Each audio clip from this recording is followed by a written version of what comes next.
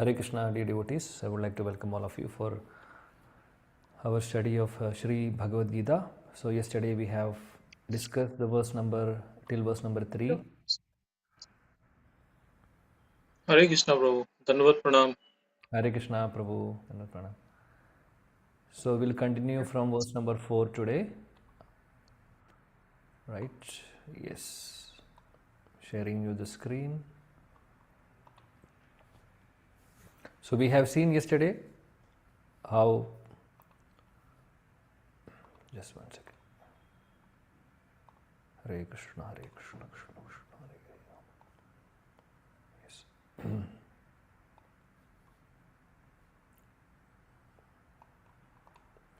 So we have seen yesterday Duryodhana is approaching Dronacharya and he is speaking, right? So we have seen the third verse wherein Duryodhana was little bit, he was actually indirectly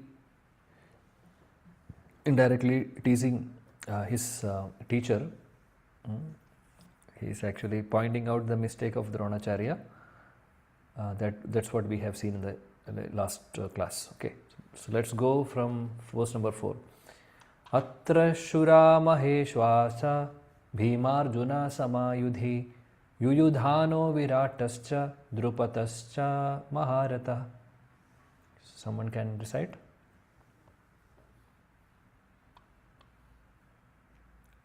Yes.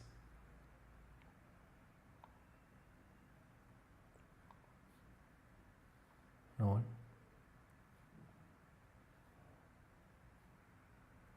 Hare Krishna Prabhu Ji Pranam. Atra shura maheshasa bhimarjuna samayuti yuyudhano viradascha drupadaschcha maharada. Translation. Here in this army are many heroic bowmen equal in fighting to Bhima and Arjuna. Great fighters like Yuyudhana, Virada and Drupada. Hare Krishna. Thank you. Now Duryodhana is speaking about Pandava's army now. So in the third verse also we have seen he is saying that see the army of Pandava expertly arranged by Drushtadumna. Now he is continuing with that. He is again speaking about the party, the party of Pandavas. Okay, here he is saying see Bhima and Arjuna, both of them are on that side, and Yuyudhana, Virata, Drupata, all of them are also on the side of Pandavas. Next verse, continuing the same theme. Drishtaketus chekitanah Kashirajasta Viryavan Purujit Kundibojascha Shaibhyascha Narapungava. Some more names. Yes. Someone Hare please. Krishna. Yeah. दृष्टिकेतुष्कीर्तानः काशीराजश्च वीर्यवान् पुरुजितकुन्तिभोजश्च शैव्यश्च नरपुङ्गवः. Translation. English. Translation. Okay. There are also great heroic powerful fighters like Drishtaketu, Chekitana and Kashiraja, Purujit, Kundibhoja, Shaibya. These are all names of powerful fighters in the army of Pandavas. All these people. And he is continuing now. Yuddhamanyuscha Vikranta Uttamaujascha Viryavan Saubhadro Draupateyascha Sarva Eva Maharata. Please recite. युधामन्युश्च विक्रान्त उद्धमौजाश्च वीर्यवान् सौभद्रो द्रौपदेयाश्च सर्व एव महारथः. Translation. There are the mighty Yudamanyu, the very powerful Uttamauja, the son of Subhadra and the sons of Draupadi. All these warriors are great chariot fighters. Yeah, thank you. So here again few more names. There is Yudhamanyu, then Subhadra son, and Subhadra's son is our Parishit Maharaj's father. Who is that? Anybody knows?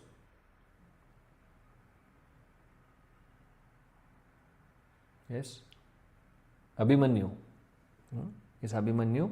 Then the sons of Draupadi. So all of them are there. I mean, Duryodhana is saying all of them are great warriors, great chariot fighters. Verse number 7.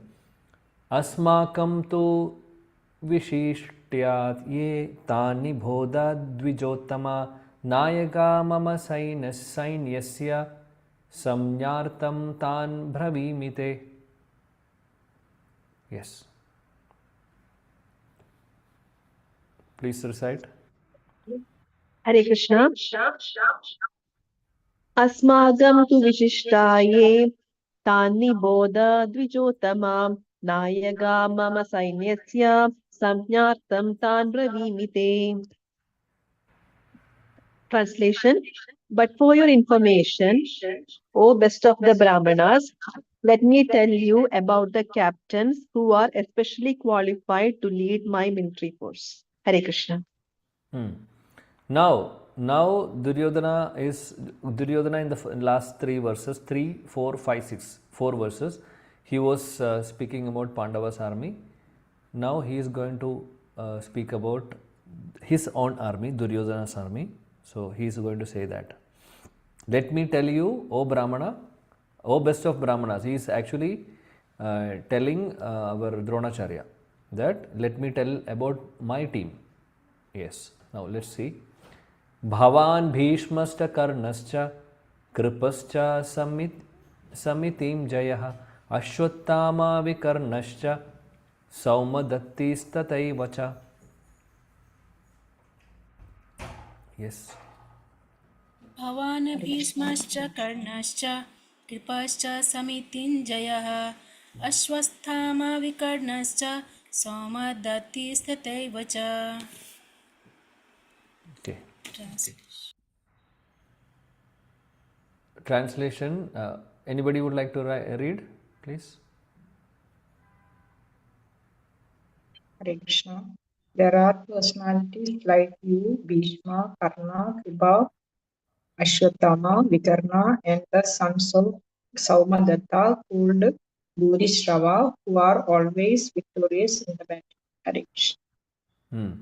So he is now saying there are personalities like you, Bhavan, then Bhishma Dev, Karna, Kripa, Ashwatthama, Vikarna, and others, and the son of Saumadatta, Bhurishrava. All of them are they are all victorious in the battle. So Duryodhana is speaking about his own army.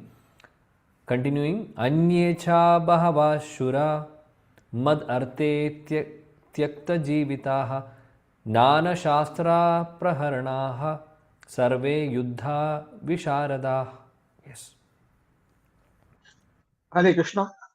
Anye cha bahavasura mad arte tyakta jivitaha nana shastra praharanaha sarve yuddha visharadaha. Translation.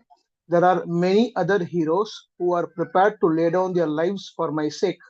All of them are well equipped with different kinds of weapons and all are experienced in military science. Thank you, Prabhu. So here Duryodhana is saying that there are many people, many heroes in my side, on my side, and all of them are well equipped and they have different kinds of weapon and they are all experienced. So see, he is saying again selfishness. He is saying all these people are ready to lay down their life for me. So he is considering himself to be somebody very great, Again, that ego we can see in Duryodhana's statement. Yes. I'm not going to this. This is something Prabhupada mentions. Because this is Bhakti Shastri slide, which sometimes I use for Bhakti Shastri. Sometimes I don't use this directly from Bhagavad Gita read. This was something which I was using very few years back actually. So let's go to the 10th verse. Aparyaptam tad asmakam balam bhishmarik Bhishmabhirakshitam Paryaptam tva idam itesham balam bhimarakshitam. Yes. Hare Krishna. Aparyaptam tadasmakam balam bhishmabhirakshitam paryaptam tvidame balam bhimabhirakshitam. Hare Krishna. Please read the translation also, Mataji. Our strength is immeasurable and we are perfectly protected by grandfather Bhishma, whereas the strength of the Pandavas, carefully protected by Bhima, is limited. Thank you. So here again he is saying our strength. So he is saying that our army is so great, our strength is immeasurable, and we are protected by Bhishma Pitamaha. Bhishma Pitamaha, we yesterday discussed about Bhishma Pitamaha. He is such a great warrior.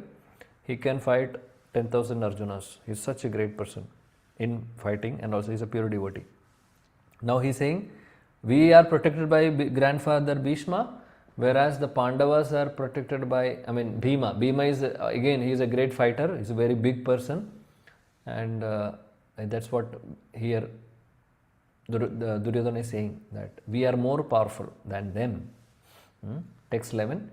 Ananyesho cha sarveshu yata bhagam avastitaha bhishmam eva birakshantu bhavanta sarva evahi. Yeah. Please. Hare Krishna. Ayanneshu cha sarveshu yata bhagava vastita bhishma me va bhirakshandu bhavantu sarva evahi.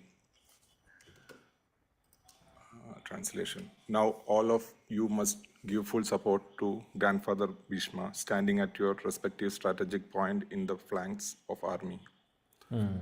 Thank you, Prabhu. So here then Duryodhana is saying that all of you should support Bhishma Pitamaha, and all of you stand at your strategic points of the entrance of the army. So Prabhupada again from the purport few points here. Prabhupada says Duryodhana emphasized that Bhishma Deva was undoubtedly the greatest hero, that we have seen in the previous verse also, in the 10th verse also. But here in this verse he is again, see, his diplomatic, his duplicity here. He is saying that he is undoubtedly great hero, but he was an old man. So everyone should especially think of protecting from all the sides. So he is glorifying Bhishma Dev in one way, but he is also thinking that inside that Bhishma Pitamaha is old. So maybe he needs, he can be weak also because of this old age. So all of us should take care of him, protect him from all sides. So we can see that kind of attitude again, duplicitous attitude in each and every statement of Duryodhana. Another point Prabhupada mentions, he was confident of the full support of Bhishma Deva and Dronacharya in the battle, because he well knew that they did not even speak a word when Arjuna's wife Draupadi, in her helpless condition, had appealed to them for justice while she was being forced to appear naked in the presence of all the great generals in the assembly. So we already spoke about this yesterday, that why Bhishma Deva and Dronacharya was quiet in the battle, in the Kuru Sabha. So this incident has already happened. So Duryodhana was confident, thinking that Bhishma Deva and Dronacharya did not react or speak anything in the Kuru Sabha. So now also they will not be partial. They will not do any partiality. They will give full support to our army. So he had that confidence because of the past incident. Yeah. So that's how that theme ends here. So let's go to the 12th verse. Now we will see different personalities are blowing the conch shell. So verse number 12 to 19 is that. And we can see from this blowing of the conch shell the signs of victory. So we can see different conch shells blown by Duryodhana's party as well as Arjuna's party. So let's see. Textual. Tasya sanjanayan harsham kuru vriddha pitamaha simhanadam vinadyochai shankam dadmo pratapavan. Yes. Please Hare read. Krishna.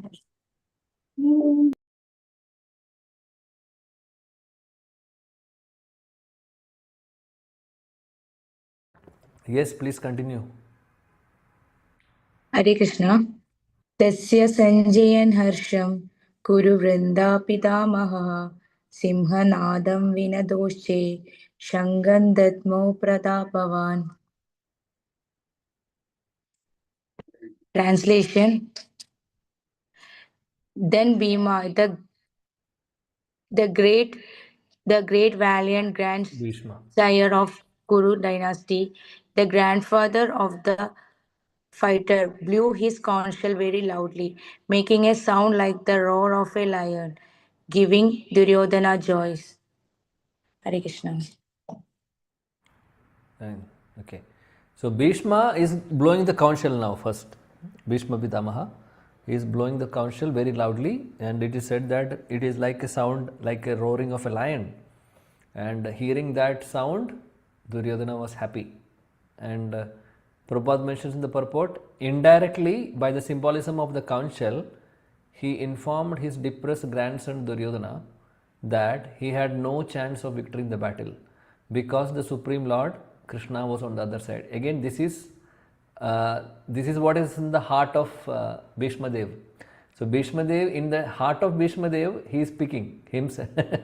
Bhishma Dev is speaking in in his heart that, oh Duryodhana, I am just blowing this conch shell, and you may be thinking that that you are going to win in this battle, but actually you are not going to win. You are going to fail.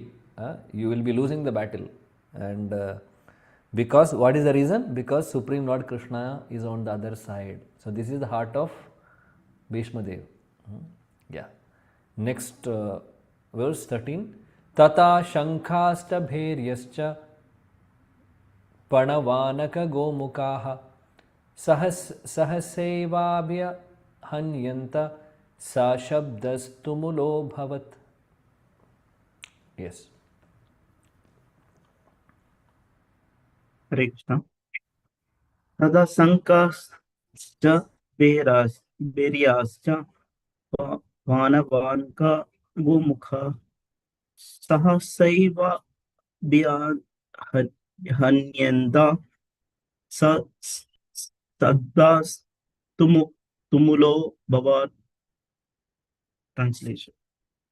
After that, the conch shells, drums, bugles, trumpets, and horns were all suddenly sounded, and the combined sound was tumultuous.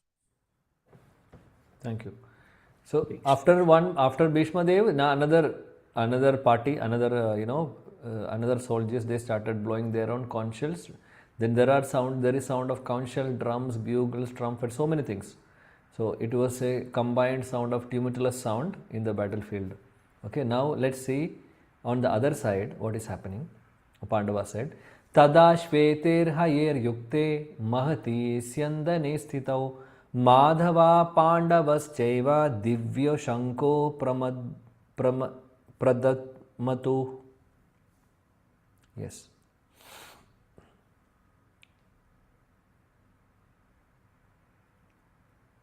Hare Krishna. Pranam. Tada Shetairhayayukte Mahadi Sandhane Stidau Madhava Pandava Ischaiva Divyau Shankau Pradatmaduhu. On the other side, both Lord Krishna and Arjuna, stationed on the great chariot drawn by white horses, sounded their transcendental conch shells. Hare Krishna. So now on the other side, on Arjuna's side, Pandava side, Lord Krishna and Arjuna, they are stationed in the chariot drawn by white horses. That's the explanation here. Beautiful white horses. Chariot driver is Krishna, and Arjuna's chariot is driven by Krishna, and the chariot was drawn by white horses.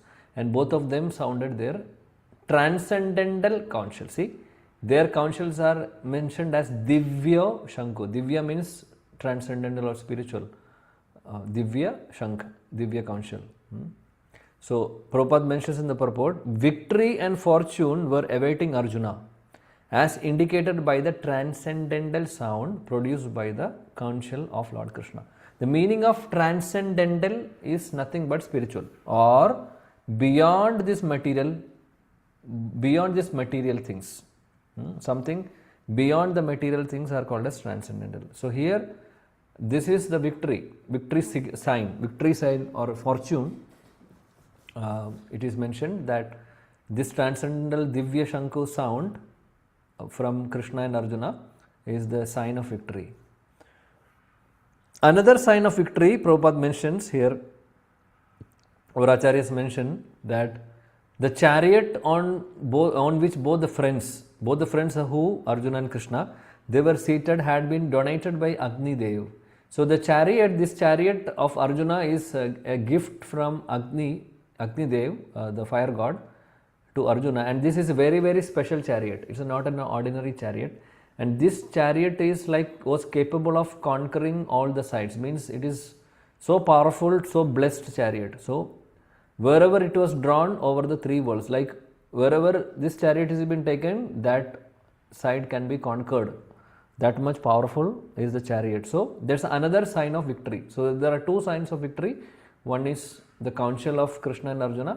Second is the Agni Devan, the chariot. The chariot is gifted. It's a very divine, powerful chariot gifted by Agni Dev, fire god. Okay. So let's go to the 15th verse. Prabhu, just Now, 1 second, Prabhu. Sorry yeah. to interrupt, Prabhu. Prabhu, is there any significance of that white horse? What is it like clearly mentioned? Why the color is so mentioned in the translation, Prabhu? Prabhupada is not mentioning about that color of the horse. The significance of the color of the horse in the purport. Even I have not read from any acharyas also. Nothing specifically mentioned, Prabhu, as I know, but maybe I need to check, Prabhu. Okay. Panchajanyam Rishikesho Devadattam Dhananjaya Poundram Dadmo Mahashankam Bhima Karma Vrkodara.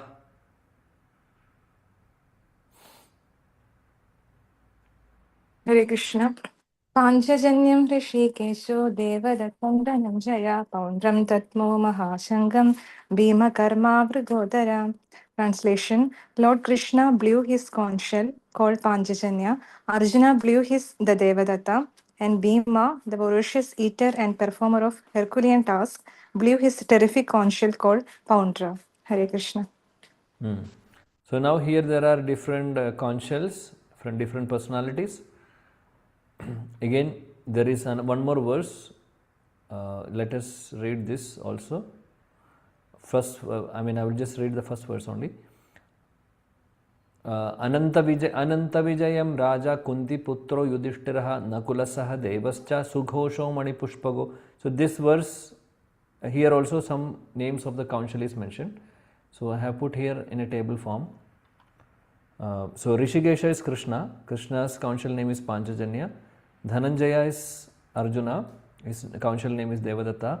Vrkodara is Bhima. His shank name is Poundra. Yudhishthira is Ananta Vijaya. Nakula Sughosha. Sahadeva Mani Pushpako. Okay. Now, Prabhupada mentions in the purport, Krishna is called Rishikesha. Krishna is addressed here as Rishikesha, not Krishna. In the verse itself, you see, Panchajanyam Rishikesho. There is a significance. Why?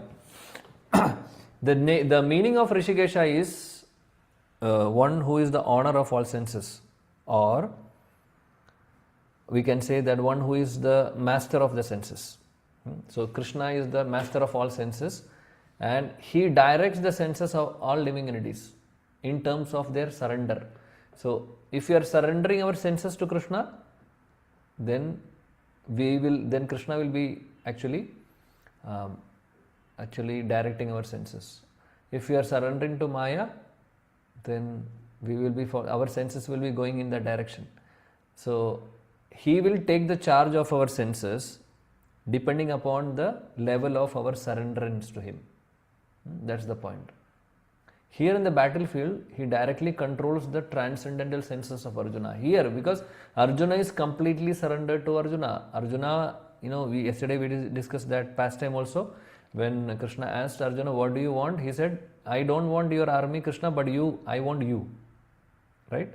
So Arjuna has already given his heart to Krishna. He's his best friend, and he's a good devotee of Krishna. So Krishna is directly taking the control of Arjuna's senses. Means Arjuna's protection is directly under Krishna's hand. So that's the lesson for all of us. According to our surrenderance to Krishna, then Krishna will take charge of the steering of our life. See, all of us are driving our own vehicle. Correct? We are doing so many things with our senses. So many activities we are doing. The more we surrender, or how we are surrendering to Krishna, the more we surrender, then he will take charge. Then we don't have to drive, he will drive. In the sense, it's not that we don't have to do any activity, he will do on our behalf. Not like that. We will give proper direction in our life. This is the most important thing. So once we surrender to Krishna, then he will take the charge, means then he will guide us in each and every moment what to do. Otherwise, if we are not surrendering to him, we will end up in doing things what we think and what our mind says, which will be completely wrong also. So it's very important. The one who is surrendering to Krishna, then Krishna will take charge of that person's all activities.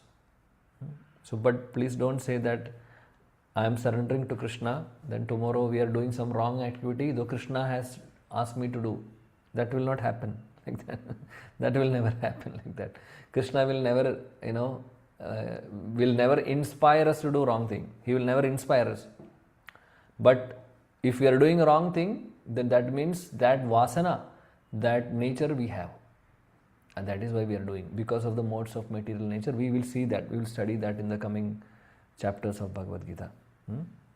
So here the lesson is that if we are taking the shelter of Krishna, then he will control, he will be the driver of our life.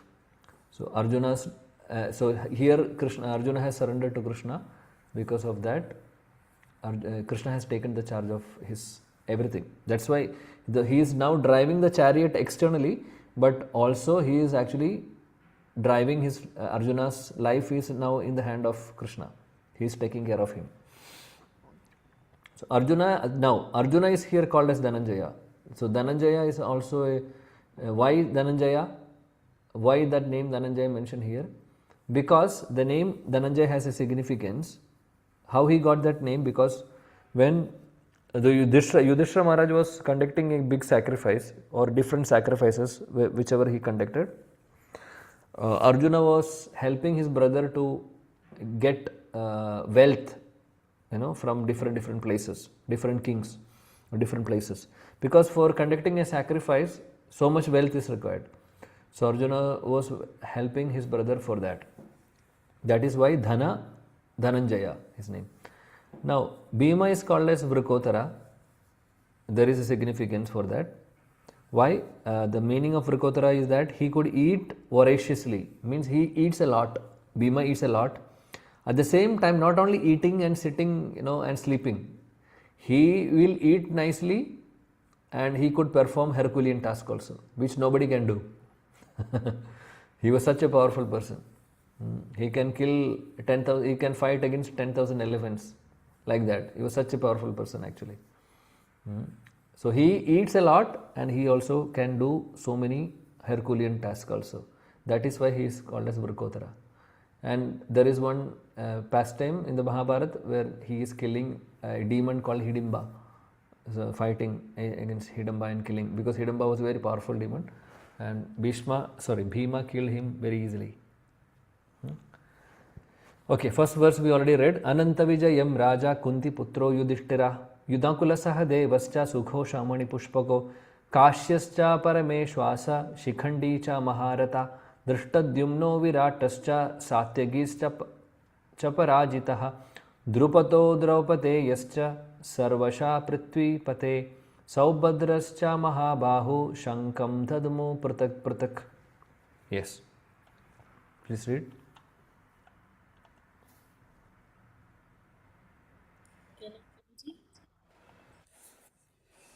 Hare Krishna.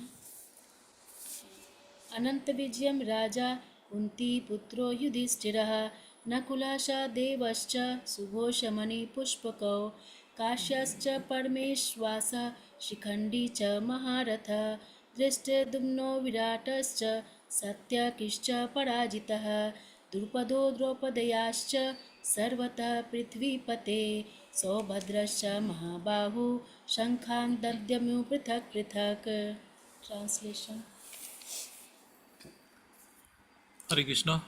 King Yudhishthir, the son of Kunti, blew his conch shell, the Ananta Vijaya, and Nakula and Sahadeva blew the Sughosa and Manipuspaka. The great archer of the king of Kasi, the great fighter Sikandi, Dhridyumna, Virata, the unconquerable Satyaki, Drupada, the sons of Draupadi, and others, O king, such as the mighty armed son of Subhadra, all blew their respective conch shells. Hare Krishna.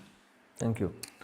So, King Yudhishthira is Ananta Vijaya, Nakula, Sughosha, Manipushpaka is Sahadeva's conch shell, and all other archers also, like Kashi Raja, then Kashi, King of Kashi, then Shikhandi, Drishtidumna, Virata, Satyaki, Drupada, all of them, they, even Abhimanyu, son of Subhadra, all of them blew their respective conch shells. Okay, next verse. Saghosho dhatarashtranam hridayani vyadarayat nabascha prithvim chaiva tumulo bhyanunadayan. Yes. Hare Krishna. सघोषोदार्तराष्ट्राणां हृदयानि व्यधारयत् नभश्च पृथ्वीं चैव तुमुलोऽभ्यनुनादयन्. Translation. The blowing of these different conch shells became uproarious, vibrating both in the sky and on the earth. It shattered the hearts of the sons of Dhritarashtra. Hare Krishna. Thank you. So there are blowing of different conch shell become very, very loud actually in the sky, and this is vibrating in both in the sky and on the earth, because all these great devotees, great Pandava armies, they are blowing the conch shell, and it shattered the hearts of sons of Dhritarashtra, which is mentioned. Also so Duryodhana party, it is like, for them it's like hearing all this conch shell, they were feeling not happy. Prabhupada mentions in the purport that Dhritarashtra were shattered by the sound vibrated by the Pandavas party. This is due to the Pandavas and their confidence in Krishna. See, all the Pandavas, they were blowing conch shell with lot of confidence. Why they have confidence? Because Krishna is with them. So that's another lesson for all of us, dear devotees. If Krishna is with them, we don't have to worry about anything. The victory is definite. The Pandavas, they were not worrying about the battle actually. They, first of all, they were not interested in fighting initially, and but they are now in the battlefield. But they are not concerned about the victory, because they are confident. Whatever, Krishna is with them, and they are not like we want the kingdom and we want to enjoy. No, nothing like that. That is, Krishna is with us. So whatever is happening, whatever Krishna desires, that will happen. And we are happy with whatever is the result. That is the surrenderance of Pandavas. So if we are also surrendering to Krishna like that, then we don't have to worry about anything. Krishna will take care of everything. He will take the charge of our life. What else we need? So Prabhupada mentions that here. One who takes shelter of Supreme Lord has nothing to fear. even in the midst of greatest calamity. See, this is the point. If you're taking the shelter of the Supreme Lord Krishna, we don't have to worry about anything. This doesn't mean that we will be always victorious. Please don't misunderstand. Please don't misunderstand in that way. That, okay, Krishna, I am praying to you, I am chanting Krishna's name, Hare Krishna Mahamantra. That means always victory will come to me. That's victory is again, we have to see what is the definition of victory. Victory doesn't mean that if we are getting some material profit, if we are getting promotion, if we are getting money, if we are getting some fame, name, fame, recognition. Is that victory? No. Victory means success of life is our progress in Krishna consciousness, not material gain. See, material gain is ultimately has an end. Today we have money, today we have this opulence, whatever we have. Yesterday we don't know what was our situation. Tomorrow we don't know what will happen. And definitely at the end of the day, when we die, we have to leave everything. We are not taking even a single needle with us, correct? Not even a single needle. How we came to this world in this body without any clothes even. We are going to leave the body also, and our body is becoming ashes. We are not going to take our name, fame, recognition, bank balance, fixed deposit, mutual fund, whatever we have, nothing. Everything will be there itself. Sometimes it will be, even our next generation will not be able to utilize that also. Sometimes it happens. Now there are so many rules and regulations. Oh, that signature is not there, the will is not correct, so many complications. Even our next generation may not be able to enjoy it. That's the condition of our life. So we are more focused on those things. That doesn't mean that we should not do that. We should have a plan, proper plan, no doubt. We should have savings, we should have money, we should have everything for our, we should keep our emergency fund, and everything is required. 100% planning is required. Because for what? The goal should be clear. Goal should be very clear. Goal is not to become rich or a crorepati. That's not the goal. Goal is to get Krishna. To get Krishna, to practice Krishna consciousness peacefully, and there is no trouble for getting meals 3 times, and there is no trouble in having a shelter, having a house. So we need money for our maintenance, because without money we cannot live in this world. For that, keeping Krishna as the goal, we can have anything. We can have palace also, if we are using that in Krishna's service. If not, everything is a waste. So we don't have to hanker for it, but we should do the minimum. Of course we have to do, but goal should be very clear. We should not behave like other materialistic people outside. And that is why devotees are special because their goal is Krishna. They are taking the shelter of Krishna, and all protection is guaranteed. So success is not always cannot be defined as material success. That we have to remember. So I am praying to Krishna, I am doing that worship, then why the calamities are coming to me? Calamities will come, if that is going to come, because depending upon our past karma, or we don't know. So calamities might come, but in the calamity, how we are responding to the calamity is what Krishna is going to give us. That strength Krishna is going to give us. That we will never ever get from outside.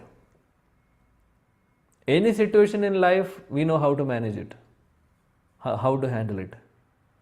That Krishna will take care. No doubt about it. For others, if you are losing something, then gone. Then they're fully tensed, full tension.